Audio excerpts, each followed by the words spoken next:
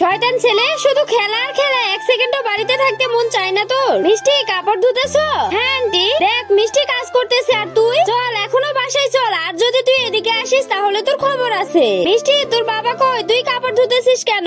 আমাকে কাপড় ধুতে পাঠিয়ে দিয়ে বাবা মদ খাচ্ছে। তুই কাপড়গুলো নিয়ে এদিকে আয়। না তুমি যাও, আমি কাপড় ধুয়ে আসতেছি, নইলে বাবা বকবে। বকবে না, ওগুলো নিয়ে আয়। আচ্ছা যাচ্ছি, দাঁড়াও। ওভাবে হবে? দাঁড়া, আমি যাইতেছি। দে, এভাবে ফেলতে হয়, চল আমার সঙ্গে চল। এই কে রে? তোকে কাপড় ধুতে বলেছিলাম, মিষ্টিকে পাঠিয়ে দিয়েছিস? আমি তো কাপড় ধুতে যেতে চাইলাম, ও গেল তো আমি কি করব? তাই তো আমি মদ খাচ্ছি। ও গেছে বলে তুই বসে থেকে মদ গিলবি? দে ওটা, যা ধুয়ে নিয়ে আয়। দে, যাইতেছি। শান্তিতে একটু বসেও থাকতে দিবে না। কিরে, তোর আম্মু কই? আম্মু আর চাচু কমলা তুলতে গেছে, তুমি বাড়িতে থাকো, আমি আসতেছি। এরপর মিষ্টি ঝুড়ি নিয়ে দেখো কি তুলতে এসেছে, আর মিষ্টি এটা তুলতে পারতেছে না বলে কেমন করতেছে। মিষ্টি মা, তুই কই? মিষ্টি কই রে তুই? দেখ